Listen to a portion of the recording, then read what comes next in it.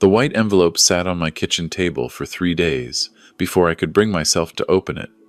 Not because I didn't know what was inside, I knew exactly what it was. My daughter Jennifer's wedding invitation. The same wedding I had just finished paying the final installment for, $47,000.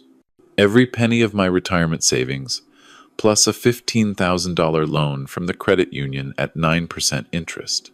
What I didn't know was that my name wouldn't appear anywhere on that invitation. I'm Robert Mitchell. I'm 62 years old. I've been a widower for 11 years. And that morning, sitting alone in my small kitchen in Columbus, Ohio, I realized I had spent 3 decades raising a daughter who had just erased me from the most important day of her life. Let me take you back to where this really started. Not 3 days ago, not even 3 months ago when Jennifer got engaged. This started 30 years ago in 1995 when my wife Sarah died from breast cancer. Jennifer was only 3 years old. I was 32. We had exactly $14,000 in savings and a mortgage we'd just started paying. I worked as a claims adjuster for nationwide insurance. It wasn't glamorous work, but it was steady. $52,000 a year. In 1995, that was enough for a modest life. But not enough to raise a daughter alone, pay for daycare, and save for her future. So, I did what I had to do. I picked up a second job. Friday and Saturday nights, I worked security at a shopping mall, 8 hours on my feet after 40 hours at a desk.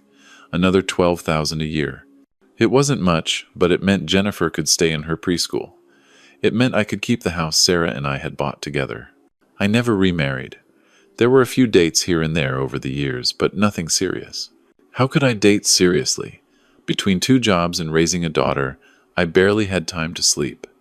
Jennifer was my priority. Everything I did was for her. When Jennifer turned 16, she wanted a car. Not just any car, a Honda Civic. Her friends at Upper Arlington High School were getting BMWs and Mercedes for their birthdays. I couldn't afford that.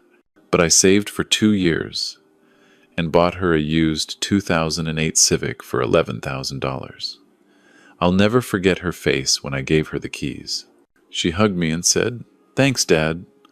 I know you worked really hard for this." That moment made every extra shift worth it. College came next. Jennifer wanted Ohio State, which was local, thank God. But even with in-state tuition, we were looking at $25,000 a year for everything. Room, board, books, fees. I had saved $30,000 over the years. It covered just over 1 year. So I took out Parent Plus loans. $75,000 total by the time she graduated in 2018. At 7% interest, that's $525 a month. Every month. For the next 20 years. But Jennifer graduated debt-free. That was what mattered. She got a job at a marketing firm in downtown Columbus, $48,000 a year starting salary. She moved into an apartment in the short north with 2 roommates. She was independent, successful, happy. I was proud. In 2019, I retired from Nationwide after 37 years. My pension wasn't huge. $3,200 a month plus Social Security starting at 62. About $48,000 a year total. After taxes, mortgage, and that student loan payment, I had maybe $1,500 a month for everything else. I sold the house. The house Sarah and I bought, the house where Jennifer grew up. It hurt, but it made sense. I was alone. I didn't need 4 bedrooms.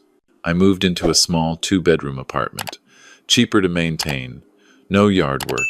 The sale gave me $85,000 after paying off the mortgage. I put $60,000 in a retirement account. The other $25,000 I kept liquid for emergencies, or for Jennifer if she ever needed it. She needed it sooner than I expected. In December 2023, Jennifer called me. She was crying, happy crying. "Dad, Michael proposed." Michael was her boyfriend of 2 years, a lawyer at a firm downtown. I'd met him a handful of times. Polite kid. Little arrogant maybe, but successful. He made good money. "That's wonderful, sweetheart," I said. "I'm so happy for you." "We want to get married in June," she said. June 14th, 2024. It's a Saturday. "Dad, it's going to be perfect." "Have you started looking at venues?" I asked. There was a pause. "Well, Michael's parents found this amazing place, the Brookside Country Club in Worthington. It's where his parents got married.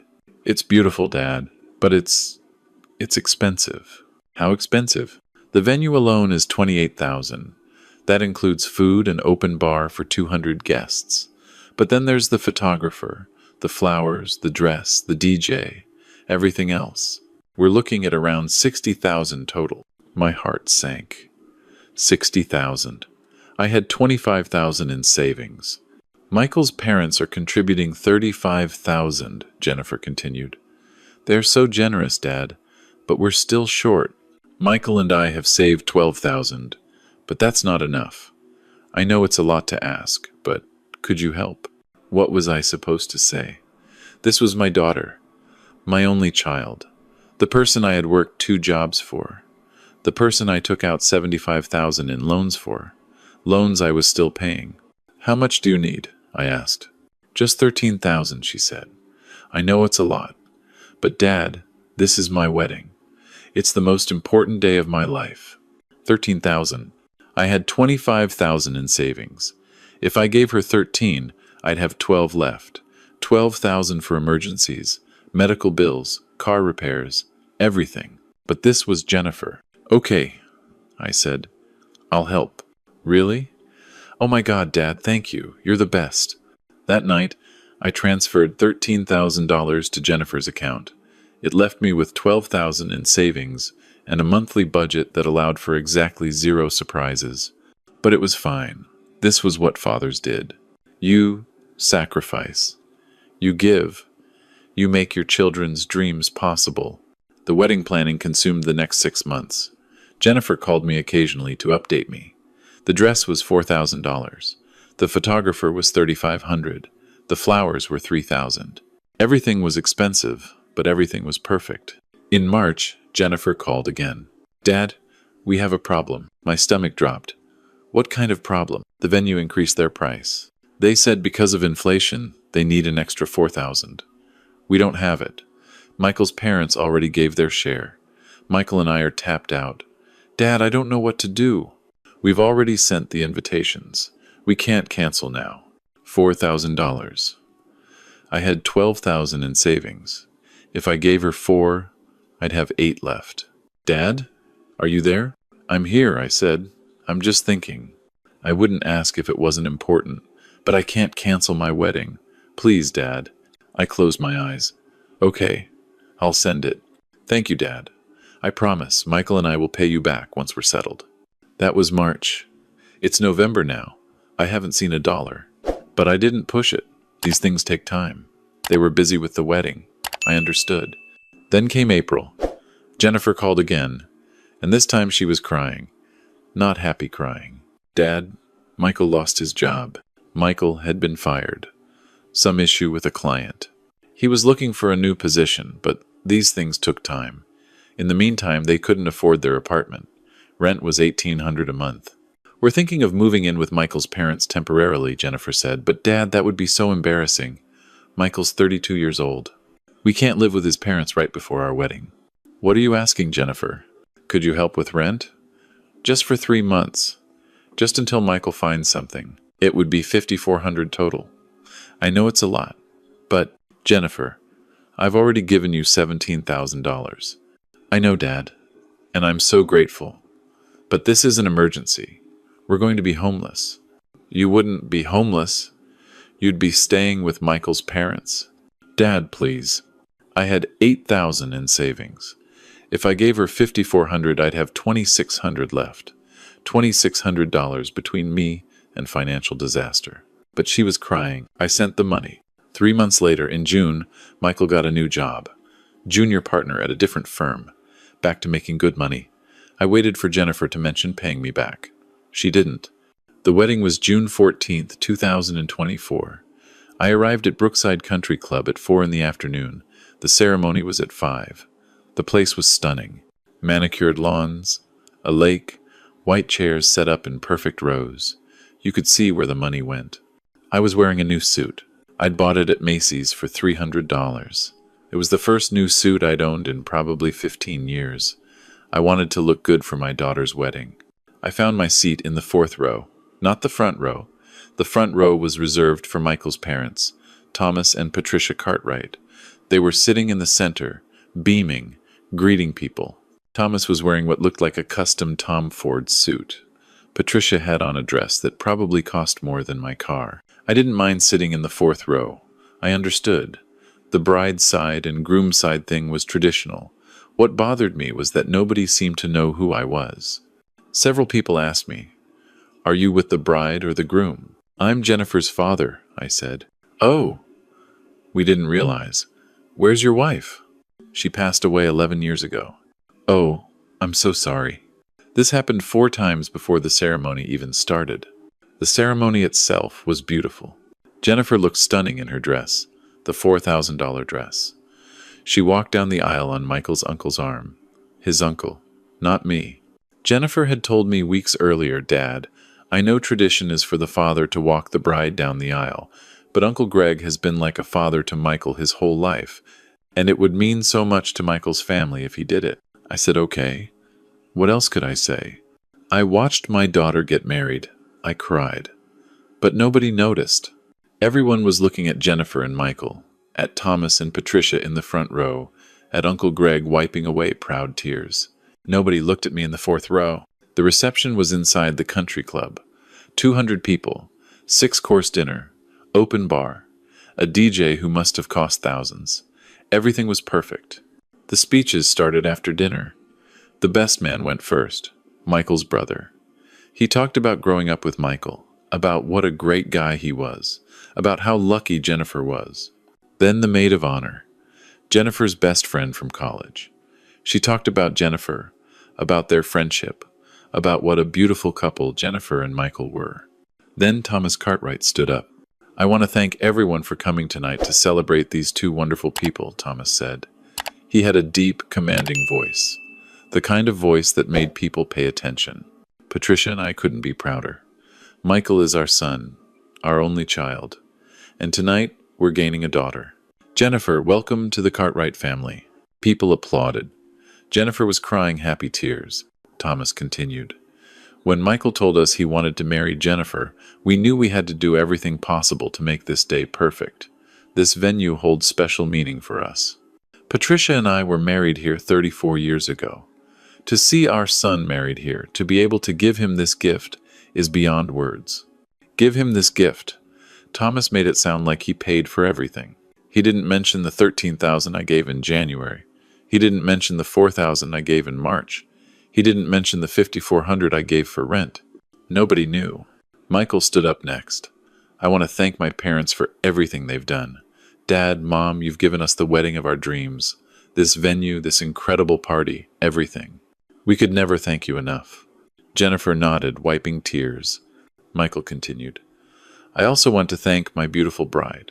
Jennifer, you make me the luckiest man alive. And I want to thank everyone who helped make this day possible." He sat down. That was it. No mention of me.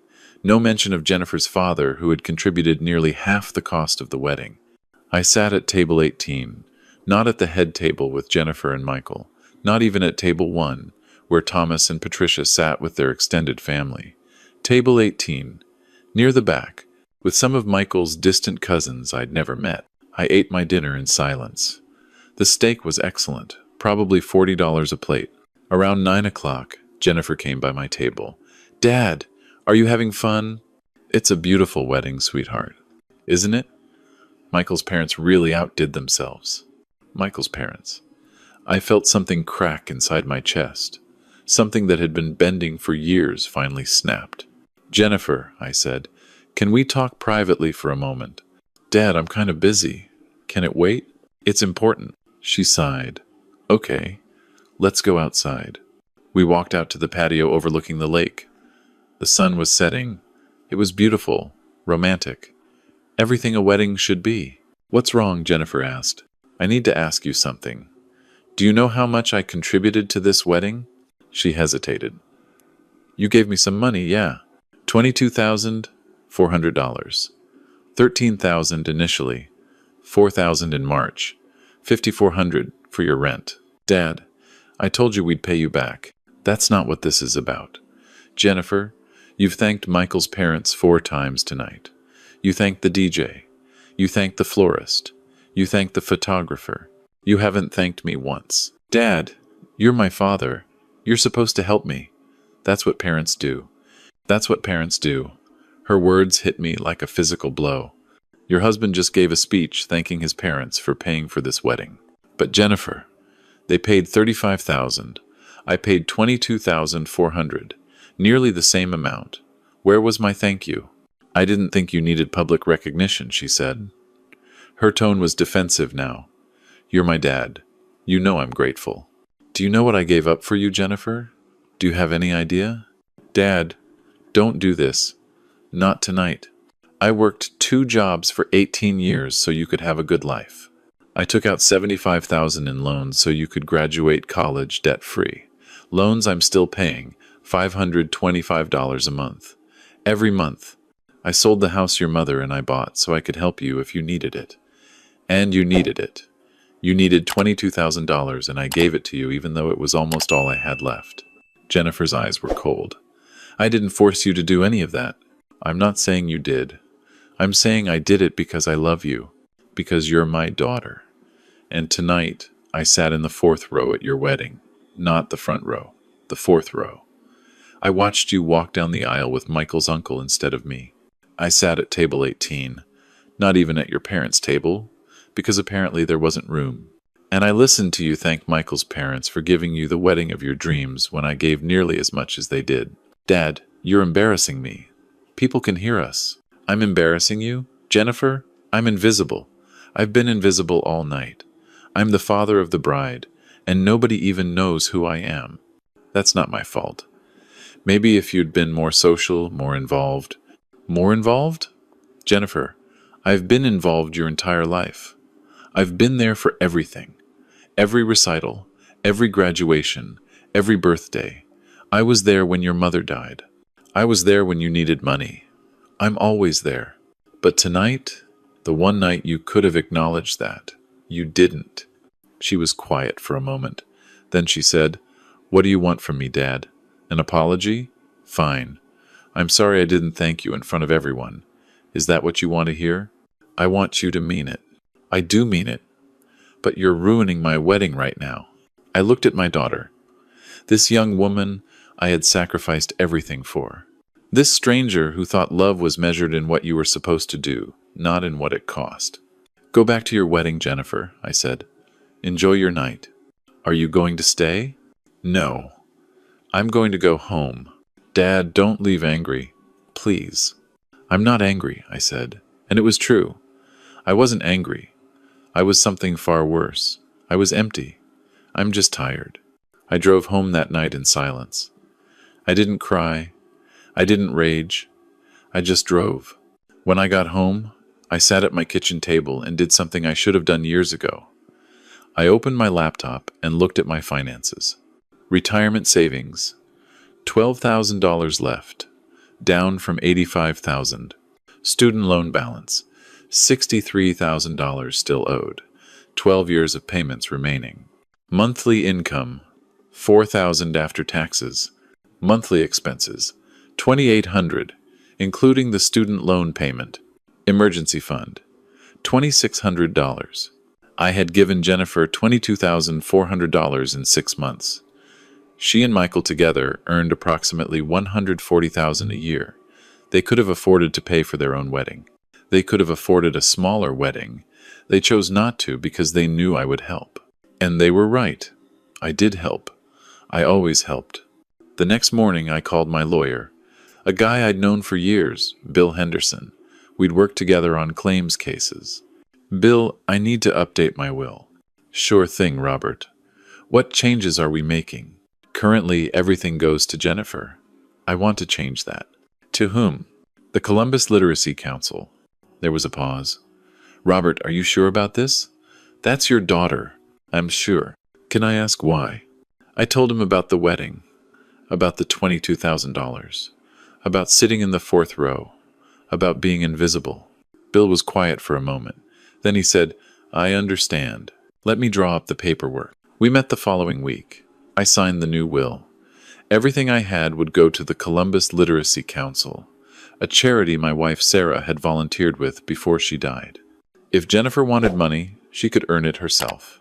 But the will wasn't the only change I made. In July, 2 weeks after the wedding, Jennifer called.